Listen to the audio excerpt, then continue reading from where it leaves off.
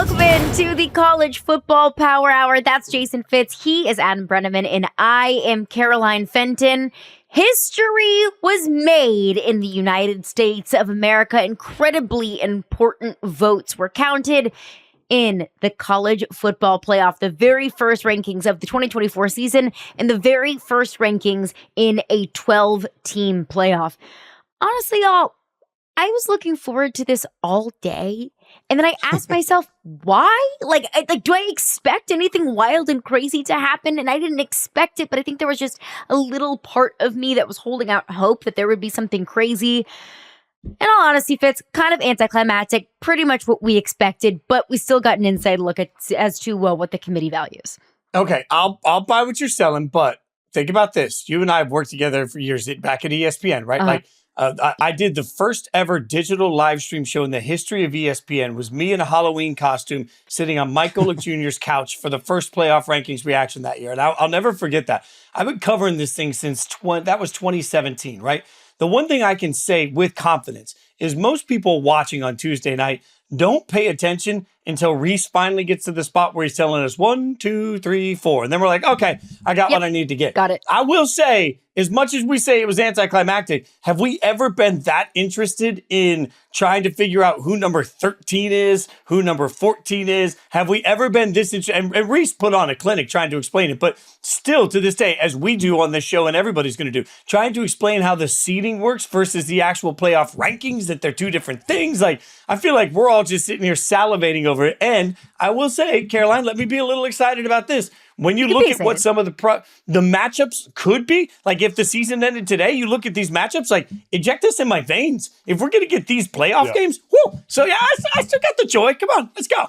How about Notre Dame going to Penn State for a first round playoff game? I mean, that's perfect. That just screams college football. I mean, that's what it's all about. Alabama, Texas. I mean, it. I thought we learned a couple of things. I mean, the biggest one I was excited to see was how the committee views these undefeated teams that don't have a signature win. I thought maybe that the committee would rank Indiana, BYU, even Miami higher than how we talked about them, how the AP poll has talked about them. But what we learned is that being a Power 4 team and being undefeated with no signature win isn't going to put you ahead of a team that has one loss but has a big time win, like a Ohio State, like a Georgia. So I think that was important to see. And I mean, I think BYU and even Indiana have a case for being a little bit disrespected. BYU does have that win against SMU, which looks like a great win at this point, and still a Power 4 undefeated team that is almost kind of on the bubble there at number 9 for BYU. Okay, but hear me out, because this brings me to the thing that I think we learned about this committee that's dangerous. Because, Breneman, you're right in everything you just said, but the first rankings give us a peek in what a committee truly values. And this committee told us today they value the eye test. I love the eye test from qualified people. I truly think it's important to have the eye test in the room. Where the eye test gets dangerous, though, is we do start that slippery slope of what happens when people don't agree with the eye test. And, where's the line between winning games and not winning games? And, why the eye test is the reason that Army's sitting at number 25 undefeated, but then Indiana's sitting in these rankings at number 8 undefeated. They would be seated at number 9. What's Army doing at 25? I'm sorry. Fitz, I got a question. What is the eye test? Because, to me, Army passes the eye test. They've dominated every team they've played. Okay, again, this is like former players sitting there saying, nah, I know if that team, this is what former players say to me all the time. If that team was in the SEC, they wouldn't be undefeated, which is based on what? Don't former player me right now. Don't former player me. I was standing on the field at a Nebraska-Ohio State game a few years ago, and I was standing right on the sideline, and it was Chase Young's year at Ohio State, right? And Chase Young walked by, and I had probably 5 former players standing next to me, and he was bigger than every one of them. And one of the guys said, holy, you know what? That guy is huge. That's the eye test. When you look at just the sheer size and athleticism of some people on one sideline and the sheer size, I knew Nebraska was going to get their ass kicked in that game before we'd even hit kickoff, because I just walked around the field and you're like, oh, they're bigger, they're faster, they're stronger. That's the eye test. And you're right, Army has done everything they could possibly do, but you know darn well that there are committee members that are going to sit there and say, if Army was in the SEC, they'd have 4 losses already. That's the eye test. But couldn't you say that about Miami? Like, if Miami was in the SEC, would they be undefeated? Like, you could say that about a lot of these teams. You could say that about some SEC teams if they were now in the Big Ten. That's why it's dangerous. You're right, Caroline, but that's why it's dangerous, because like it's very arbitrary to me. Like, I know I'm too much of a nerd with the numbers, but like it's arbitrary to me if we're just going to start picking and choosing which teams we're suddenly in an imaginary world putting in what conference to figure out who would win on a neutral field. Like that's a slippery slope. It's how I feel like some conversations probably go on draft night between GMs and scouts when you're deciding between, two guys, same position or not a same position. It's like, well, this guy's got the things that you just can't coach. This guy's got the invaluables. And like, I understand what you mean by that, but also like, okay, what does that mean? Like, explain to me what makes this guy so great. Explain to me why you think that this guy is going to be a great NFL quarterback, a great NFL receiver, like whatever it is. I feel like we can sometimes be lazy and use the term eye test, or when I say we, I really kind of mean the College Football Playoff Committee can be lazy and say, well, they passed the eye test. Okay, why? Like, why is Alabama at 11 over, maybe some other teams, so on and so forth? That was my point by asking you what the eye test is, Fitz. Like, I feel like it's no one really knows what it means. And you hear how much does the committee value the eye test? Well, it can go both ways. I think the eye test is the reason some of these teams are ranked high, but it's also, if we're talking about the eye test, I mean, I'm looking at the rankings right now. Like, I mean, Alabama, to me, I think is better on the eye test than Indiana is, and that means that Alabama should be ahead. Like, if Alabama and Indiana play tomorrow, Alabama's favored in that game. I think probably. So, I think that's kind of like, what does it really mean? So I think it's interesting. The other thing I thought was, I was curious to see where Louisville came in the top 25, considering they have 3 losses, but their losses are not that bad. They lost to SMU. Notre Dame. Lost to, I think, Miami, Notre Dame. Yeah, so like 3 losses, but just beat Clemson. Where'd they come in? They came in at 22, ahead of Clemson, who just beat. So I thought that was interesting, and I think Louisville's a team that like is pretty. They're just a couple points away from being one loss team that probably be in the top 12. Isn't that the same argument that we're making right now? Not we, but is being made right now for Ole Miss. Ole Miss has 2 losses, but they're 2 good losses, and. As they pointed out, I think 15 times on the broadcast by a total of 6 points or whatever it is, and led the LSU game all the way to the last play. Like it is, that's part of it. It feels like sometimes we bend over backwards to make excuses for why some teams are better than their record. And that's the hardest part, is because the record is so arbitrary, right? And that, and frankly, I spent, 7 years of my life interviewing the committee chair immediately live on the digital show. We always got the committee chair, and I always felt bad for him. Because ultimately, he's not really answering any questions. He's tap dancing the whole way, and he's just going to say, well, it was the full body work. He's never really going to answer anything. We will never get a true answer to what the eye test is until we require that every single committee member sit on a stage with the microphone in front of each of their seats, which I think they should be required to do, where they answer the question of why they voted, how they voted in a very public forum. Until we get that, it's so wild, because you can't even put... Adam, you know this. You put 5 former players in a room and you ask them all to agree on rankings, they won't be able to do it. Yeah, well, it's hard to rank these teams on an even playing field when they're not playing on an even playing field. Well said. There's no standardization of scheduling. There's no standardization of strength of schedule. Sure. There's no standardization across college football at all.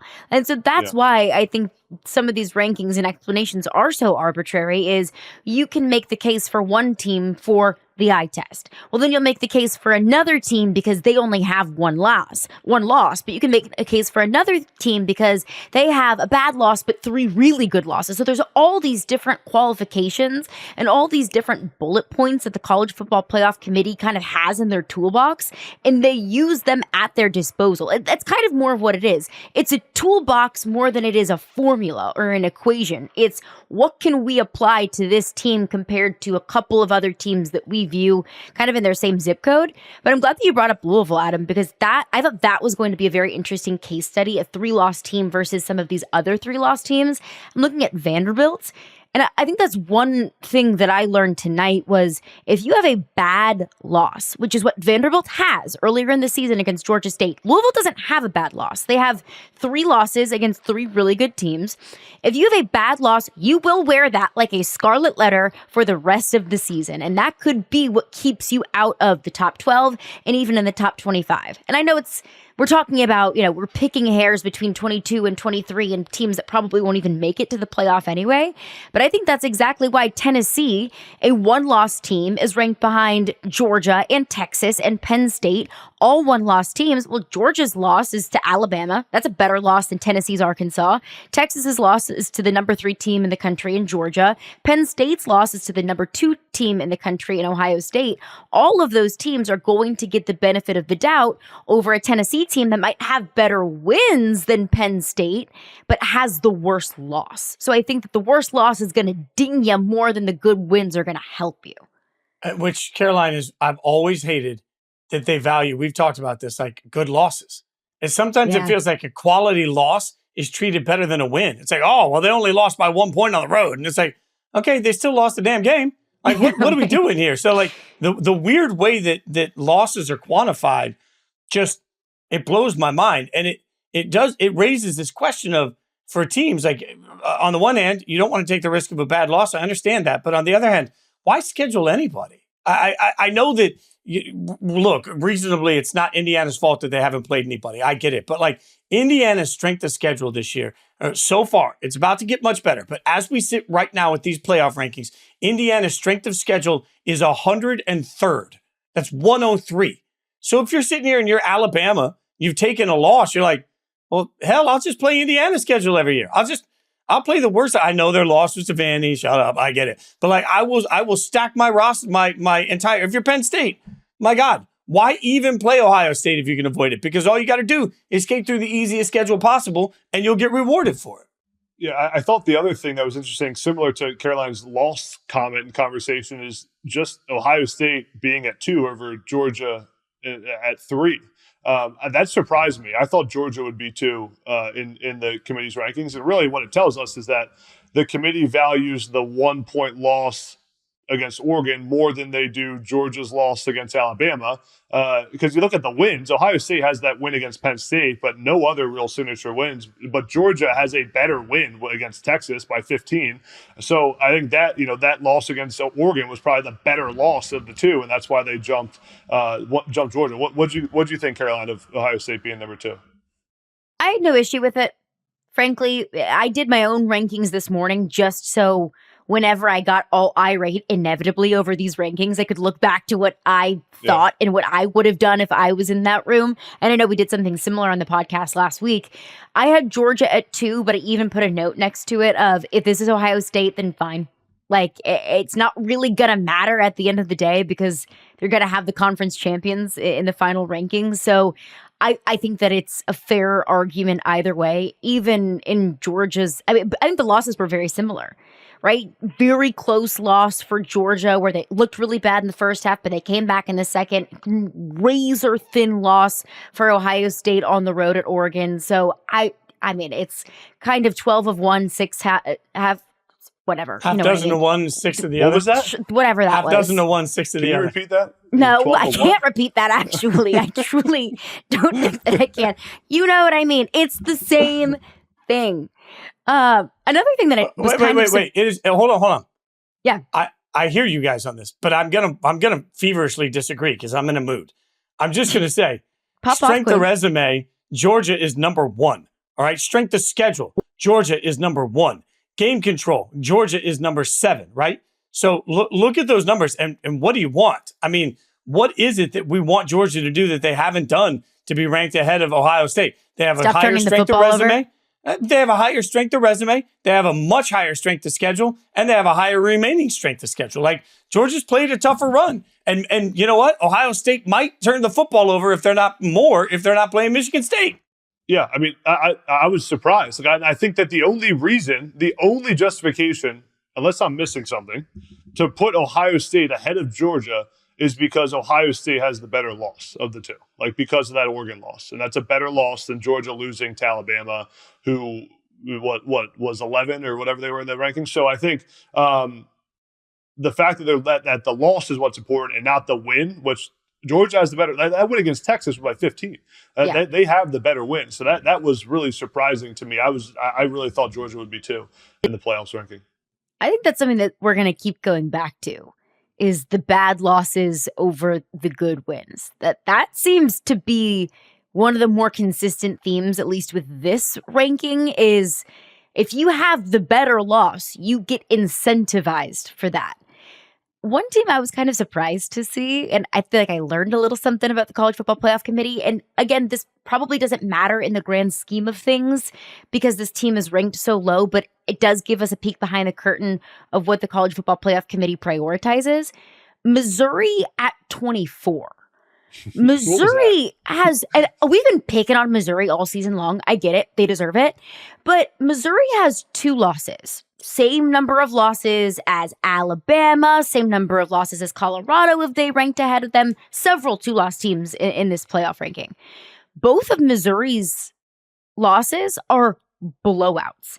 Absolute blowout losses. They got blown out against Texas A&M on the road, and they got blown out and shut out against Alabama.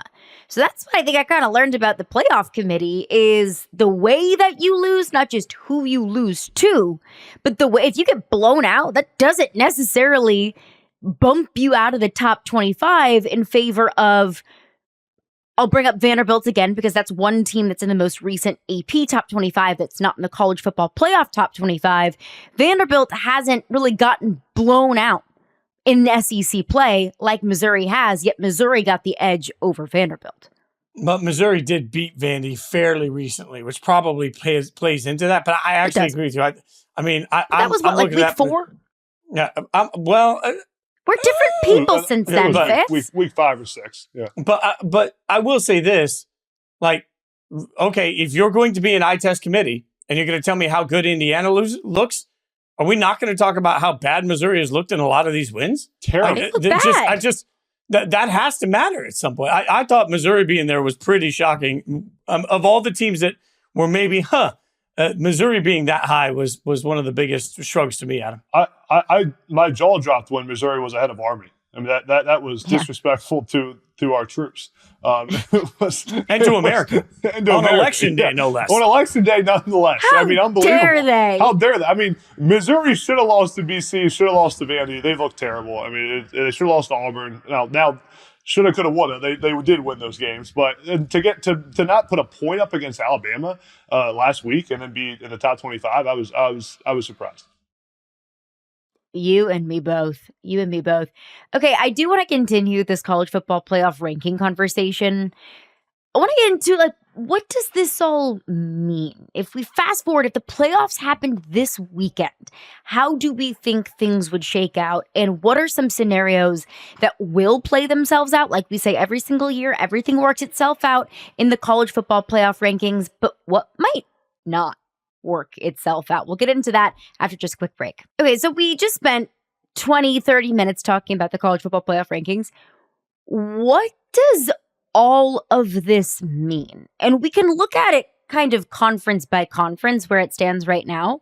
Right now, Oregon, Ohio State, Indiana and Penn State would all be in the college football playoff if the playoffs happened tomorrow. That's 4 Big Ten teams. Adam, that's your territory. Those are your people. Are 4 Big Ten teams getting in the playoff? It looks likely. And I think the only way that it doesn't happen is if Indiana gets upset by Michigan or gets housed by Ohio State by 40. If Indiana loses by a touchdown to Ohio State, Indiana's a lock in the playoffs at that point. They have the exact same case then that Penn State does. Only unbeaten. The only loss against Ohio State. The Indiana losing to Michigan or losing by 40 to Ohio State. Well, and I'm not sure what that number is. Fitz, curious to hear your opinion on it. Is it 20? Is it 40? Is it 14? Like how bad do they have to lose to Ohio State to drop out? Or lose to Michigan, and then Penn State. The only way Penn State doesn't make it is if they lose to Washington, Maryland, or Minnesota. And I don't see that happening. They'll be favored heavily in all those games. So it looks like right now, the Big Ten will get 4 teams in the playoff unless Indiana or Penn State absolutely crap the bed these last few weeks. So because I agree with you completely. Like Penn State actually sort of has the gift. We've talked about this a lot. Like maybe it's better to lose a game and not be in your conference championship game. Yeah. Indiana's got to be competitive in that Ohio State game. I think if they lose by 2 touchdowns, they're safe. If it's more than that, it'll be a quick, easy reason for the committee to say, hey, the strength of schedule just wasn't there for them. And I don't think they can lose any of the other games. Like, they don't have the benefit of the doubt. They slip up against Michigan, they won't get the benefit of the doubt. What gets interesting to me is what happens to whoever gets into the Big Ten championship game and loses to Oregon. In this scenario, like if Oregon goes in and houses somebody in the Big Ten championship game, like if Indiana makes it through and then all of a sudden they get beat by 3 touchdowns, are they still going? Like they'd have a win over Ohio State at that point, so I would think so. What happens to Ohio State if they lose again to Oregon and this time they get throttled by Oregon? Like those are, I can't imagine that they wouldn't still make it, but I think they're still in, right? Like even if Ohio State loses the Big Ten championship game, say they lose by 20 points, I mean they're still in the playoff, right? Assuming they win out. I think so. I don't think Indiana gets that same grace, like it or not, No. because of Indiana's strength of schedule. I just think that they're still going to be beholden, Caroline, to the old "thou shalt not get blown out" thing. I know you said blowouts don't matter in this committee. I think you're probably right, but I think only for Indiana. If you're Indiana, they're like, I think for Indiana, for a team like Boise State, who's likely going to be in there anyway, from SMU, from Miami, even if you're already sort of teetering on we have no choice but to have you here. Man, the minute you give somebody the choice, they will kick you out the door. And I do think there could be just a smidgen of truth to getting blown out doesn't matter for Missouri at 24, but getting blown out could matter for Indiana at 9. When there are, just looking on the outside looking in, SMU at 13, A&M at 14, LSU at 15, Ole Miss at 16, Iowa State at 17. I'll probably just cut it off there. All those teams that you could make an argument if they win out, and I know not all of those teams can win out because some of those teams play each other, but if those teams win out, just work with me here, would be more deserving to be into the top 12 over an Indiana team who hasn't beaten a ranked opponent and then got blown out against the first ranked opponent that they see in their schedule.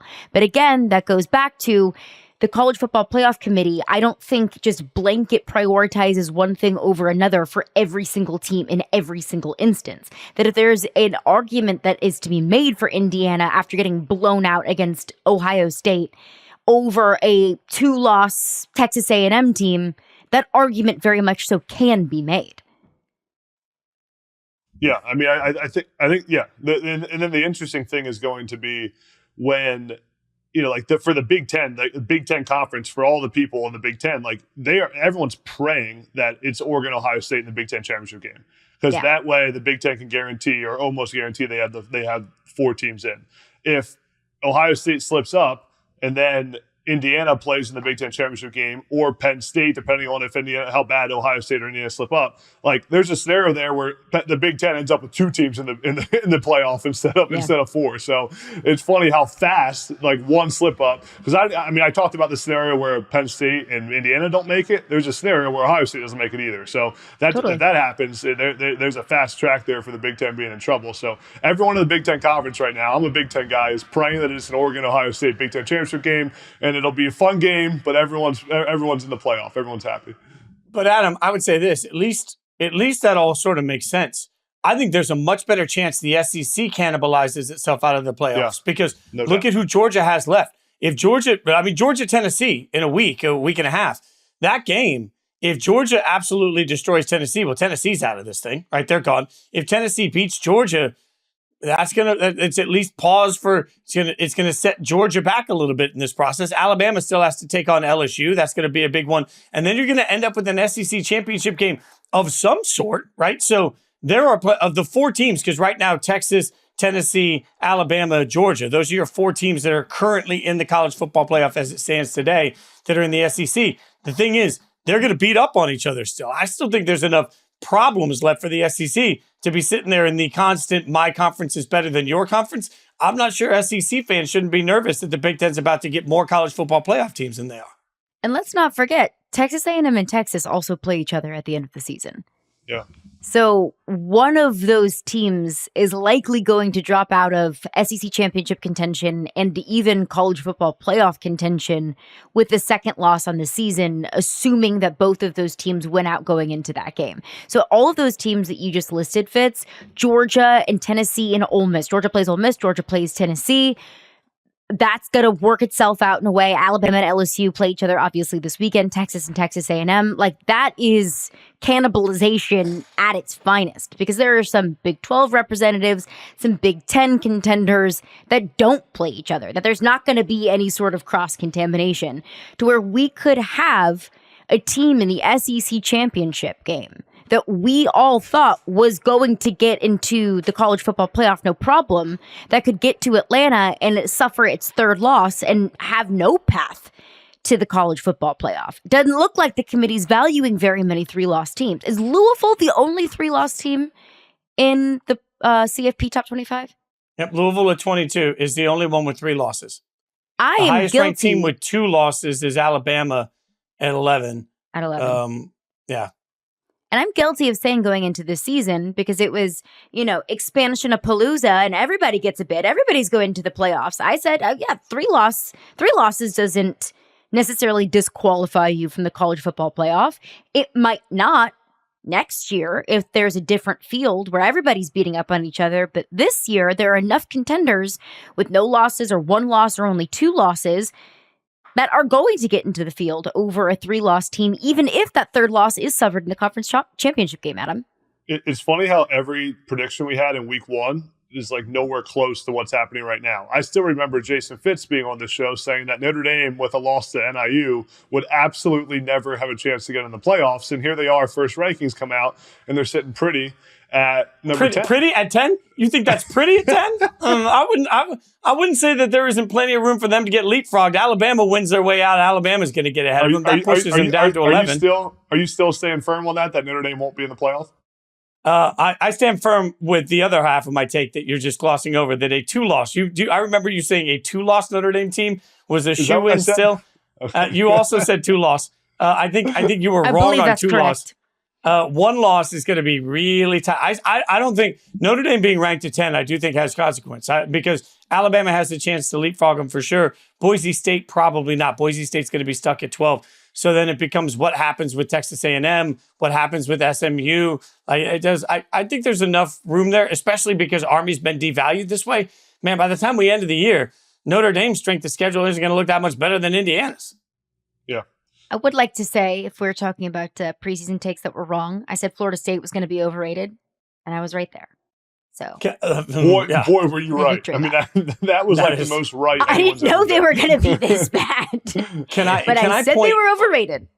Can I point to one other curious thing as we just look at these rankings and it occurs to me, BYU sitting there is very clean. That's it. Just a clean, beautiful situation for everybody, right? Fine, easy. What if BYU loses the Big 12 championship game? I just want to remind you that, Colorado's playing really well right now. Colorado believes that they can go in and win the Big 12 championship game. As much as we're an Iowa State, we talk about bid thieves in the NCAA tournament and the men's and women's basketball tournaments all the time. There is a conference here that could absolutely, by the way the rankings came today, be a bid thief because BYU taking that loss means a team that absolutely would not be in the top 12 would suddenly they would juggernaut themselves up to the number 4 seed in the entire damn thing. That is a wild scenario that's real. And then at that point, BYU, who's gone undefeated in the regular season, loses the Big 12 championship game, still probably gets in the playoff, right? Yeah. I mean, they're a 1-loss team in the Power 4 conference that ran the table in the regular season and with a win against SMU, who, 13 right now? And, I mean, it would have beat Utah, would have beat Arizona State at that point. I mean, BYU's still in. So there's the scenario where then the SEC or Big Ten someone's getting knocked out at that point probably. So it's going to be crazy to see. And I think BYU is still kind of they played well. They've dominated a lot of the teams they played. They had that SMU win, but how good really is BYU and who, how good's Colorado? No one really knows right now. And if there's going to be a conference with bid thieves, it's totally the Big 12. Isn't it? It's totally, that's just that little mischievous little conference that's been, just going on a little crazy little party over there, Nothing makes sense. Everything's wild. Everything's messy. Like, that would be the conference to totally just spoil someone's day. But I think the absolute worst possible thing to happen is losing in a conference championship game. Because obviously not is it only adding another loss into the L column, but it's also missing out on the opportunity to get a first round bye. And you're playing another game in your conference championship that the rest of the field, or majority of the rest of the field, isn't playing. So you're not only adding on more games into the college football playoff, you're also playing your conference championship game. At the end of the day, you could end up playing 17 games if you play your conference championship game, don't get a first round bye, and get to the national championship game. That is a big disadvantage when we're talking about, the health and the readiness of players versus a team that sits at home and watches you lose in your conference championship game, and they can wipe their hands and say, woohoo, trip to the college football playoff, and we didn't even really have to work that hard this week to get there. I mean, isn't that what, like, right now, today, if the season ended today, we'd be talking about Penn State getting the chance to sit at home, not have to play in the Big Ten championship game. They would sit at home and get ready for Notre Dame. And in this scenario, looking at Oregon, let's say Oregon beats Ohio State in the Big Ten championship game. Ohio State's present is that they then get to host Boise State and try and tackle Ashton Genty over and over and over again. Like, look, I think that's sort of a lose-lose game. I've decided after seeing today, you never want to be the 12 seed, because you could end up as the 12 seed taking on the number 2 team in the country that just didn't happen to win their conference. That is an unenviable position to be in. But Caroline, you're right. Like, in this very scenario, I would feel much more confident if I was Penn State coming off a little rest, getting ready for Notre Dame, than I would be if I was Ohio State having to play back-to-back games like that. Yeah. Without a doubt, these teams do not. Once you're out of the picture a little bit, these teams do not want to be in the Big Ten championship game. Penn State does not want to play Oregon in the Big Ten championship game. They're looking at every scenario possible for how they can avoid that Big Ten championship game, and hope that Ohio State stays where they're at, and hope that Indiana doesn't, and hope that Indiana stays where they're at and doesn't have to play in it. And I think that rest time, even if it's 1 week, is so critical for. Especially at that point in the season for these teams, like the ability to just get your legs underneath you again. And not only that, it is not just the rest, it's the game planning for these coaches, that they get an extra week to study their opponent coming up. The things that you can dive into in an extra week, the tendencies you can come up with, the reps you get in practice over that time, it's huge. And I do think in 3 years, 4 years, we'll look back on this, and the teams that had to play back-to-back conference championship, lost first round game, quarterfinal, like, I think we'll see that those teams are the ones are losing at a high clip in that first round playoff game because of the fact that they had to play throughout the whole season and play right away in the championship in the first round game.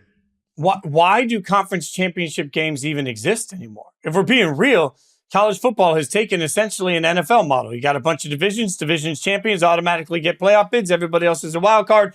Then you start the playoffs. If that's money. The way the college football world is going to go, yes, money is a fair answer. But if that's the way college football world is going to go, then just tell me at the end of the year who the Big Ten champion is, who the SEC champion is. And by the way, that incentivizes these teams to make sure they keep playing the toughest schedule in conference as possible, because they're going to want the tiebreaker. And then through it all, you have the best chance of getting the best representative of your conference into the college football playoff. Like, to me, conference championship games are an antiquated theory of how college football is supposed to be run.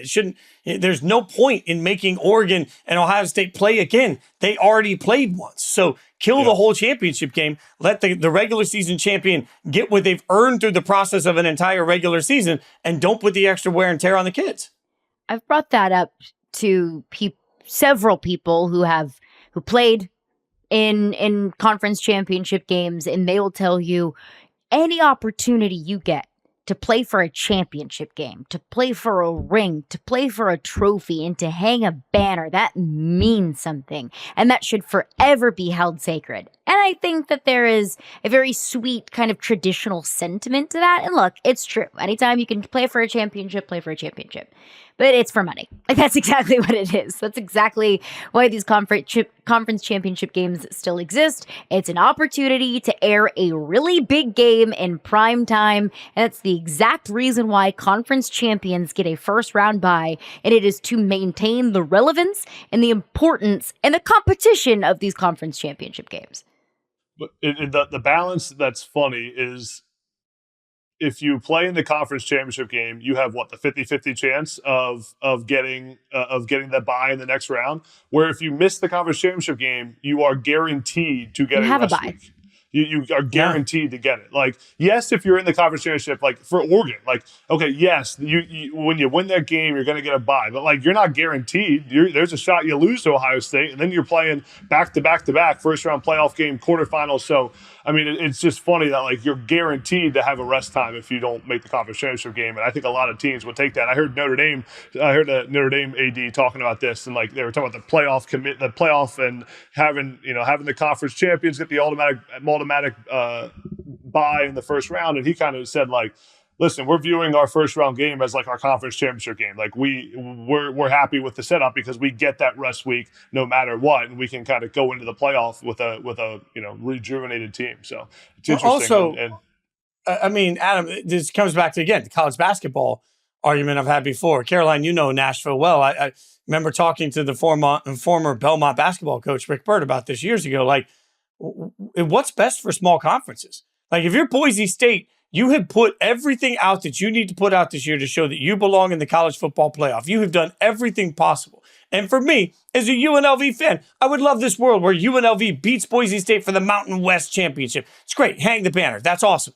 UNLV ain't going to the college football playoff. And now what happens to the Mountain West is they get left out of this thing. Somebody else from one of the other group of five would leapfrog in that situation. And all of a sudden, you lose an opportunity for your conference. So, like, I hear you, the championships matter, but why not let the body of the entire regular season become your championship? Hey, you had the best record in your conference. You are the conference champion. And if we have a bunch of teams that didn't play each other and there's no tiebreakers, they're smart enough to come up with the right tiebreakers to make it work. But what I don't want to see are these group of five teams, and it will eventually happen. If not this year, it will happen at some point where you are playing, whether it's the AAC or the Mountain West, you have one of those great years that all of a sudden you're sitting there, you're right there, and somehow you lose your conference championship game, and now your entire conference loses out on the money and the exposure from the college football playoff. That would be heartbreaking for them.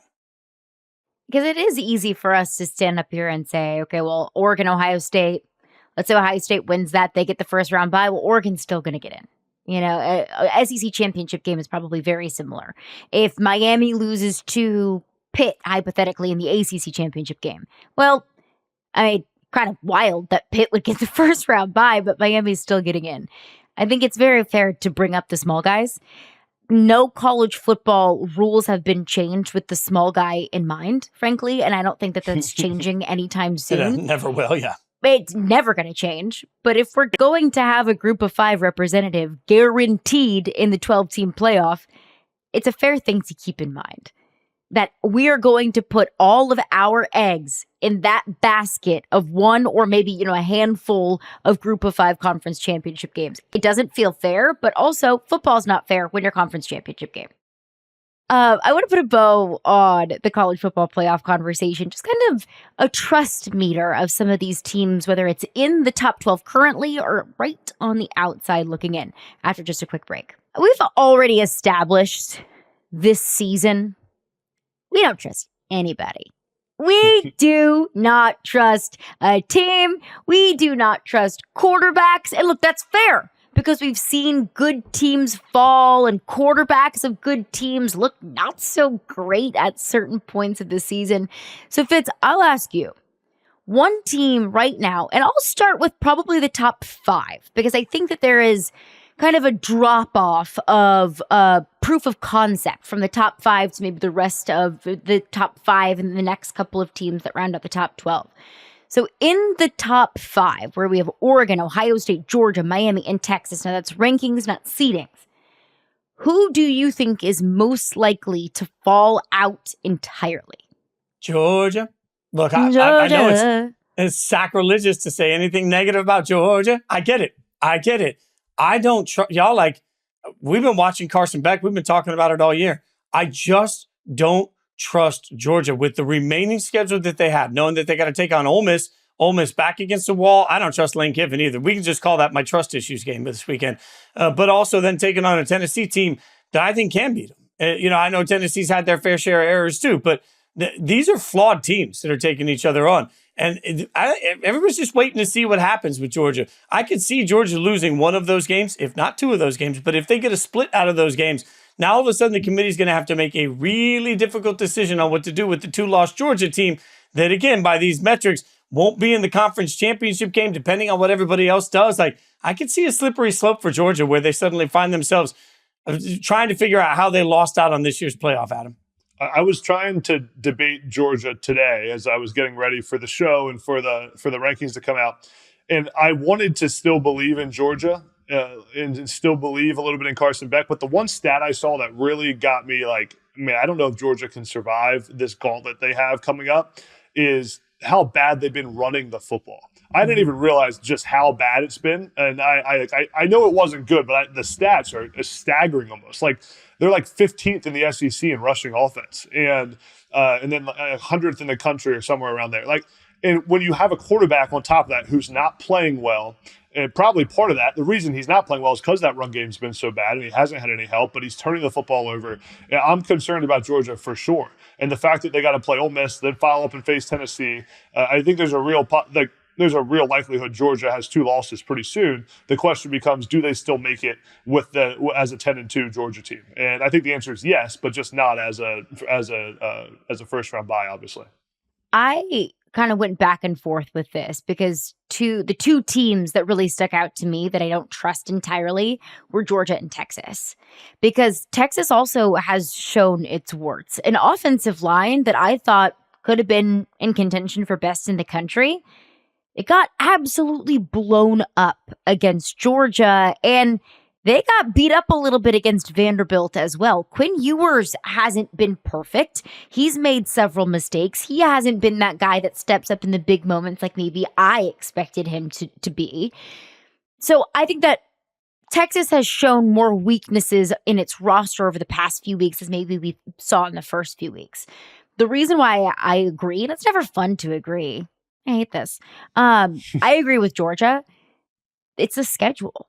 Like, I think Georgia's defense, if it continues to play how it played against Texas, like Georgia can win a national championship. That was 2021, 2022 level Georgia defense. Like, that is elite defense. It is not sustainable to win football games when your starting quarterback makes horrendous decisions. He's thrown 11 interceptions in his last 5 games. He threw 3 against Florida. Like, it's almost like I want him to approach this like 2019 Jameis Winston when he threw as many interceptions as he did touchdown passes. Of like, maybe you should get LASIK. Like, maybe you should get your eyes checked because you might be colorblind, because you might not know what color jersey your team is wearing. Kind of bad interceptions. And Texas is kind of the beneficiary of a little bit of a lighter schedule.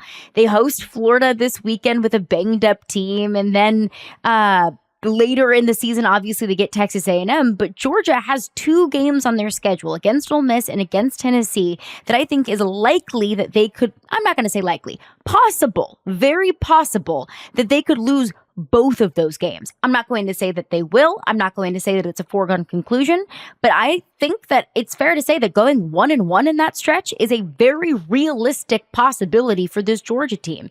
And if your quarterback's turning the ball over at that clip, you're not only not going to win in this tough stretch that you have coming up, you're not going to win in the playoff. Yeah. Caroline, can I give you another team that I think will not be in the playoff who we have right now? And I know I just made fun of Fitz for saying this, but I was looking at the schedule, and Notre Dame will not be in the college football playoff. And the reason why is because they're going to lose to Army. And the reason I think that will happen is the biggest struggle for these service academy teams is that they never know how teams are going to play them because their offense and their system is so unique. So when they go out in a game like Navy against Notre Dame, they went out in a game and Navy had no clue how Notre Dame would line up against them because there's no one else that Notre Dame plays that even resembles how Navy will play. So they're shocked and when they go out there, Notre Dame has a unique scheme ready to stop them. Well, the difference is now in a uniquely Notre Dame plays Navy and Army now has that film of how Notre Dame played Navy in that triple option offense. I know Navy got beat bad by ND, but now it is on film, and now Army can prepare for the next few weeks. And since that game happened, for how they can defeat the way Notre Dame will play the triple option, combine that with how well Army has played all season, and I think Army's going to beat Notre Dame, then that puts Army right back in the mix, depending on what happens with Boise State. But I see Notre Dame being a team that is in the playoff because they can't slip up after that loss against NIU. Yeah, I agree that the margins are thin. I also think y'all there's a very real conversation about where Alabama fits into all of this. It's a weird world to live in that Texas A&M, Ole Miss, and LSU, all three are not in the initial top 12. We know that. But you can make an argument that all three of those teams still have a very real shot at winning the SEC, which is both wild and maddening at the same time. I'm trying to figure out LSU, Alabama. I keep calling it the loser leaves town match. Whoever loses that is just out of this thing completely. We can stick a fork in them. They're done. I think we can talk about both of those teams as one. Loser leaves town. LSU and Alabama. The winner of that team is just kind of who we're talking, or if that game, is just who we're talking about.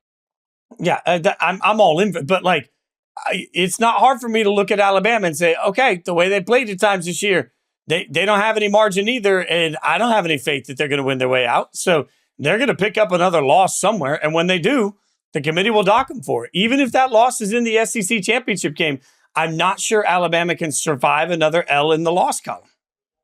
No. Texas A&M cannot survive another L in the loss column. A&M cannot. LSU cannot. Alabama cannot. You get your third loss, I think you're donezo in this field. I don't think that's a blanket rule forever and always, forever and ever, amen. You get 3 losses, you're not going to the playoff. But in this field, in the way that the committee has approached these rankings, third loss, you're out of there. Now, if it's your third loss in the conference championship game, I don't know how the committee weighs that. I would have to say that and that's where it gets tough for Alabama. Way.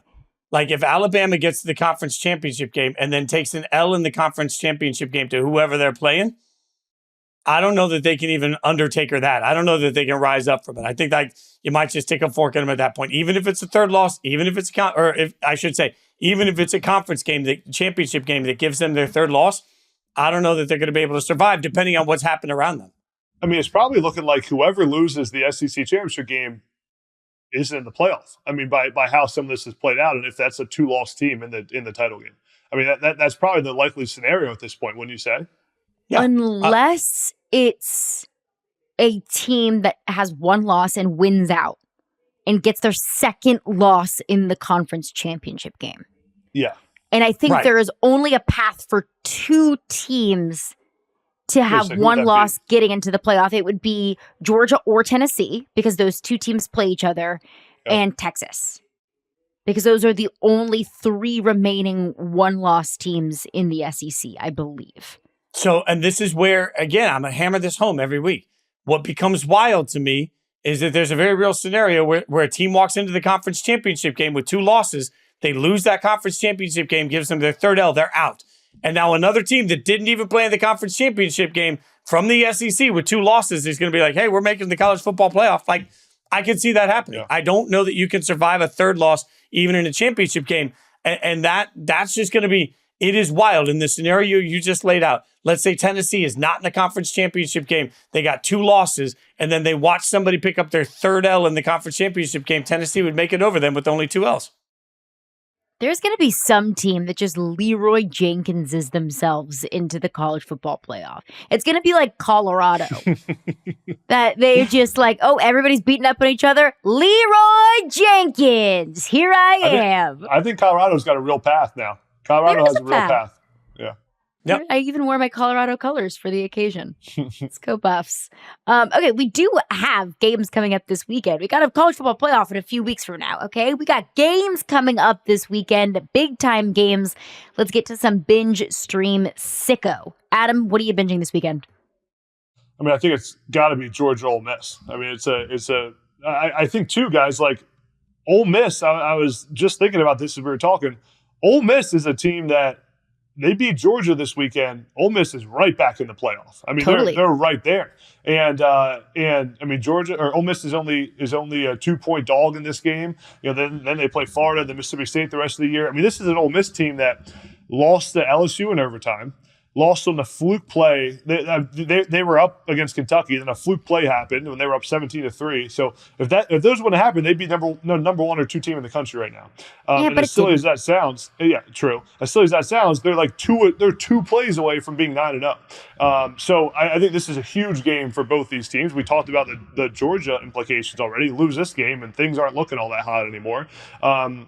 So I think it's a massive game in the SEC, massive game in with college football implications, and I'm excited to see Ole Miss coming off that huge week last week when they put up 60-some points.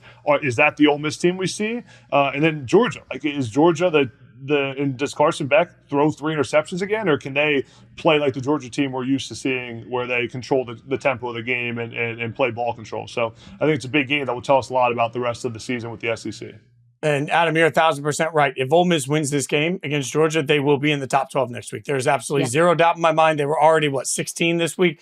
They will leapfrog into this, and all of a sudden Ole Miss will be right in, which is all you need. And this is why, I caught heat and the prediction looks bad. But my preseason national championship game prediction was Ole Miss taking on Oregon. And what I said at the time was Ole Miss doesn't have to win the SEC. They just got to get into the college football playoff. And that's real. There is a chase now. Everybody's not trying to necessarily chase a conference championship. They're trying to chase the top 12 ranking. And Ole Miss, absolutely. A win over Georgia, and Ole Miss is in the driver's seat to go to the college football playoff, no doubt. Is it wrong of me because everything is 1,000% correct. This is a college football playoff disqualifier game for Ole Miss, and this is one where it's like you lose it and it gets really uncomfortable in Athens. Is it wrong of me to say that I just don't trust Lane Kiffin in big games? Because Lane Kiffin has not been trusted in big games. He always just gets too cute with it. Last year against Alabama, he went for it on literally every single 4th down. What are we doing? I just feel like Lane Kiffin has this reputation, and some of those reputations of can't win the big one just make me roll my eyes, because it's not like they can't, they just haven't. But with Lane Kiffin, it's the same thing every single year. They lose a game that they have no business losing, a la Kentucky this season, and then whenever they're faced with some of the toughest competition in the conference, they kind of tuck their tails between their legs. Now, the reason that I'm uncomfortable with Ole Miss in this game is not because of the players. It's simply because of Lane Kiffin. And Lane Kiffin at his best is so good. Lane Kiffin at his best. The version we see of him throwing the clipboard because he's designed something that's so pre-snap, just absolutely pre-snap motion. Lane Kiffin is unbeatable. Big game Lane Kiffin, in the second half, it just goes away. The creativity on offense goes away, and that's Lane. So I'm with you, Carolina.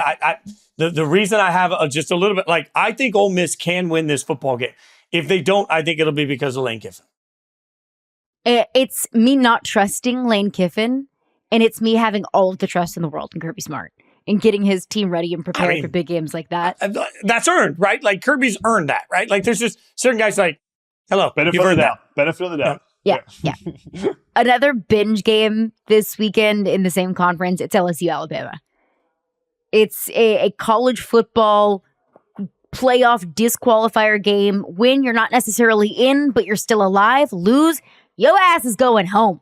And I love that this matchup, obviously I'm biased. I am an LSU fan. I make no qualms about that. But I do believe that some games and some rivalries in the SEC, they should matter.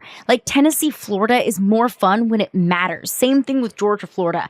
I think that this conference in college football is more fun when a matchup in a rivalry like LSU, Alabama means something, when everything is on the line. So that game is totally 100% a binge for me.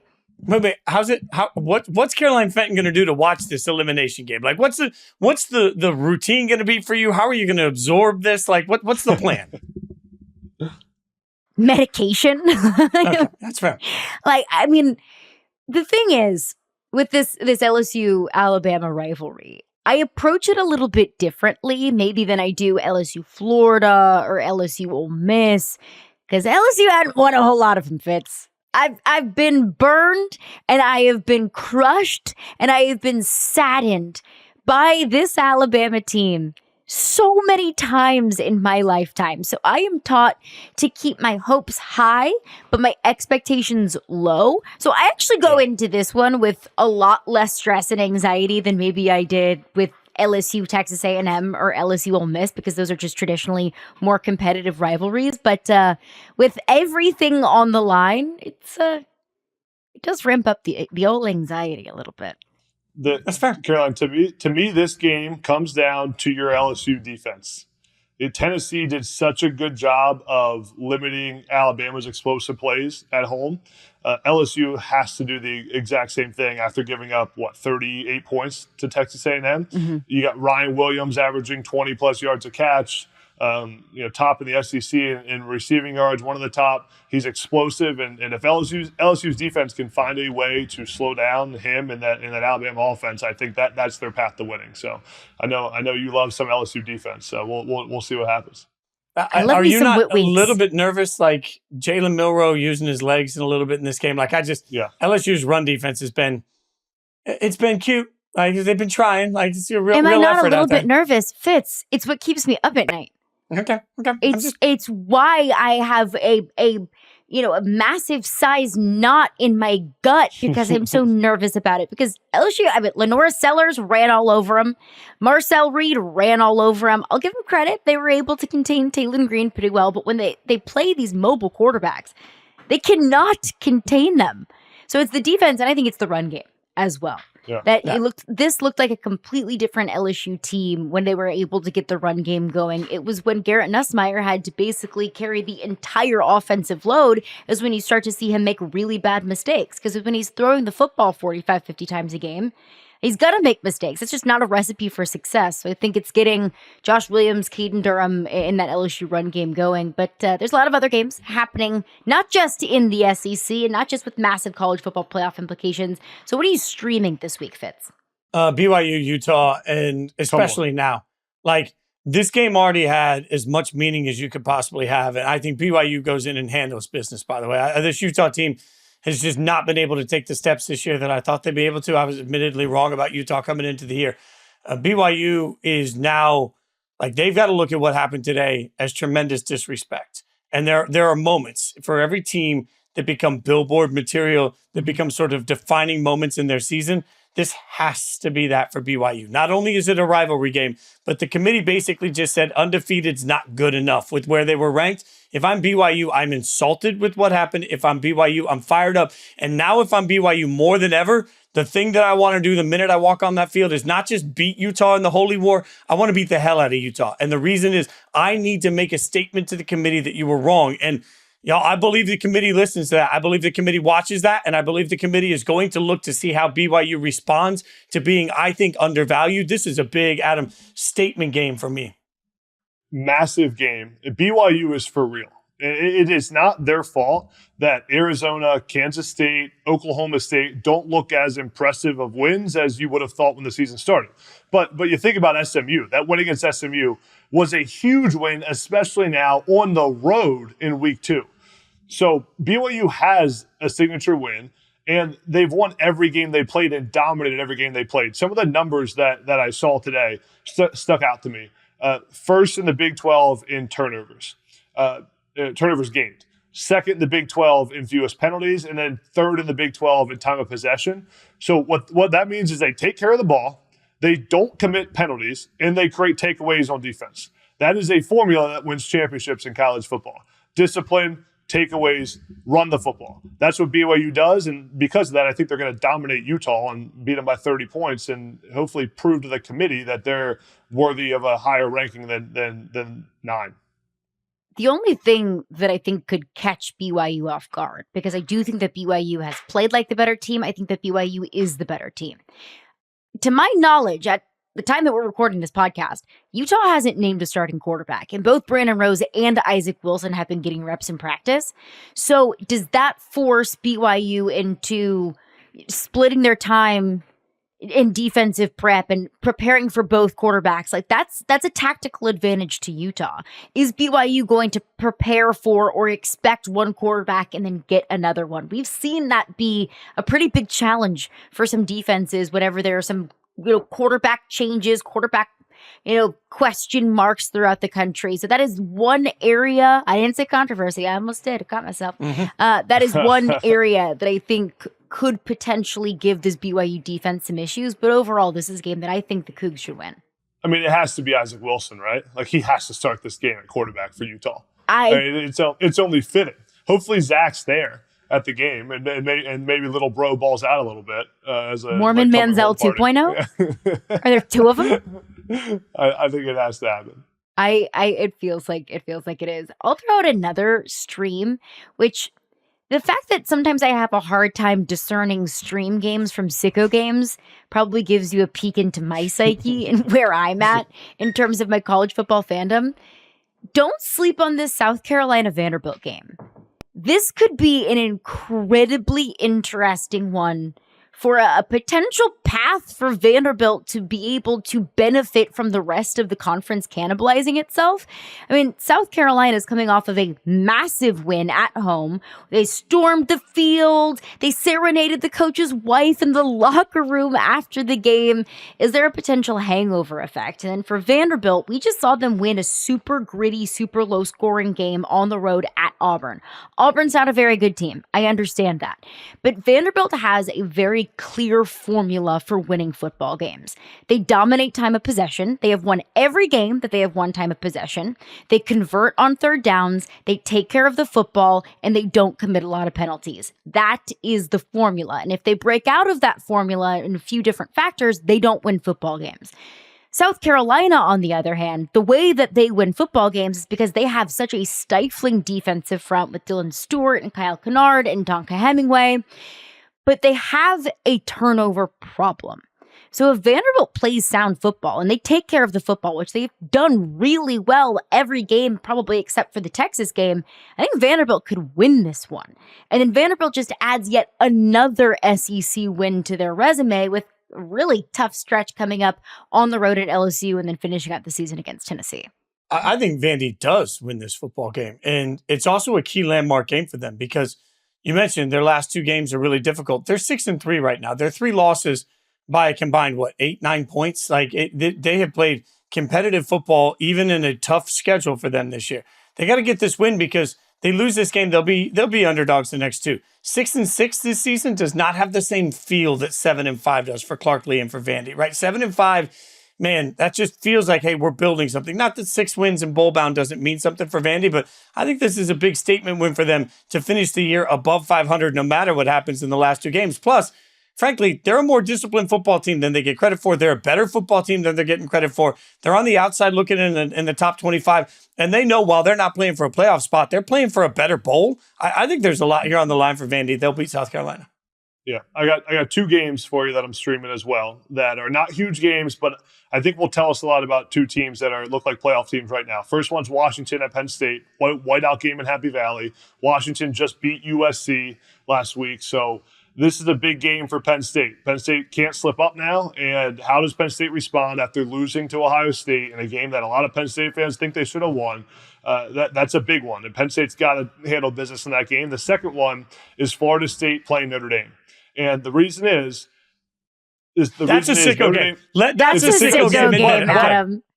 But you're telling me right now, I'm telling you this game's going to be close. I'm telling you this will be a close game, and in the fourth quarter, it's going to be a 1-possession game because Florida State has nothing to play for. They have been embarrassed this entire season. The only thing they could possibly have is to beat a Notre Dame team and ruin their playoff dreams. That is all they're talking about this week.